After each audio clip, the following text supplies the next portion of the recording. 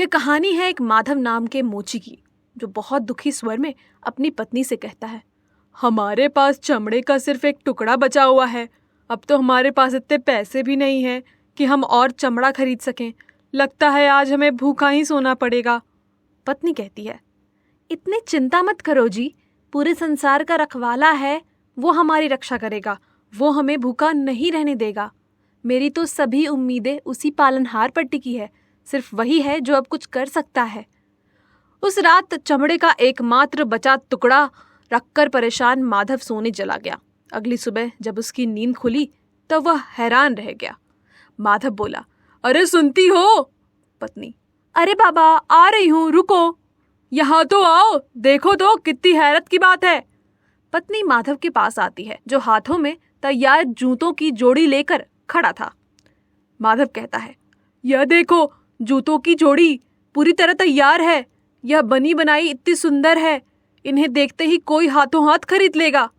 पत्नी कहती है, देखा, मैंने कहा था ना, सब कुछ ठीक हो जाएगा, भगवान सबका अच्छा करते हैं। माधव बोला, मैं इन जूतों को जाकर बाजार में बेच आता हूँ। मेरा विश्वास है कि बाजार में इन जूतों की अच्छी कीमत मिल जाएगी। पत्नी कहती है, हाँ हाँ जल्दी जाओ, और हाँ, बाजार जाने से पहले मंदिर जाकर भगवान को धन्यवाद देना मत भूलना। माधव बाजार जाकर बने जूते बेच दिए और उन पैसों से चमड़ा खरीदकर लौट आया।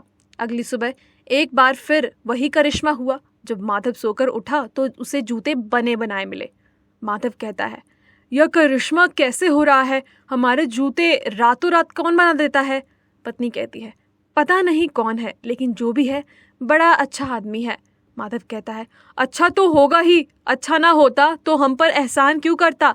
इस तरह माधव को कुछ दिनों तक रोजाना बने बनाए जूते मिलते रहे। वह जूतों को बाजार में बेच देता था। अब उसके पास पैसे की कोई कमी नहीं रही। और एक दिन माधव अपनी पत्नी से बोलता है, हमें देखना चाहिए कि हमारे लिए आखिर यह काम कौन करता है। पत्नी कहती है, तुम ठीक कह रहे हो, आज रात ही छुपकर उन्हें देखेंगे। मानव और उसकी पत्नी उस रात कमरे में छुपकर खड़े हो गए। आधी रात को 2 बौने आए और उस कमरे में आते ही वह तुरंत अपने काम पर लग गए। माधव यह देखकर हैरान रह गया। देखते ही देखते उन्होंने सारे जूते तैयार कर दिए और वह वहां से चले गए। उनके जाने के बाद माधव और उसकी पत्नी आपस में बात करने लगे। माधव कहता है, इन दोनों ने हमारे लिए इतना कुछ किया है, हमें भी इन्हें उपहार देना चाहिए। पत्नी कहती है, ठीक कहते हो, लेकिन हमें इन्हें क्या देना चाहिए? माधव कहता है, हम इनके लिए बढ़िया कपड़े लाकर कमरे में रख देंगे और आज रात जब वो कमरे में आएंगे तो अपने लिए नए कपड़े देखकर खुश हो जाएंगे। या उन्हें धन्यवाद कहने का हमारा तरीका होगा।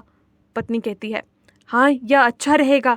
माधव और उसकी पत्नी ने बाजार से बौने के लिए सुंदर कपड़े लाकर उस कमरे में रख दिया। अगली बार जब बौने वहां आए तो उन कपड़ों को देखकर बहुत खुश हुए और रात में वो खुशी से नाचते गाते रहे। सुबह होते ही चले गए और माधव और उसकी पत्नी दोनों का एहसान कभी ना भूल सके। हमें दूसरों के उपकार को कभी नहीं भूलना चाहिए।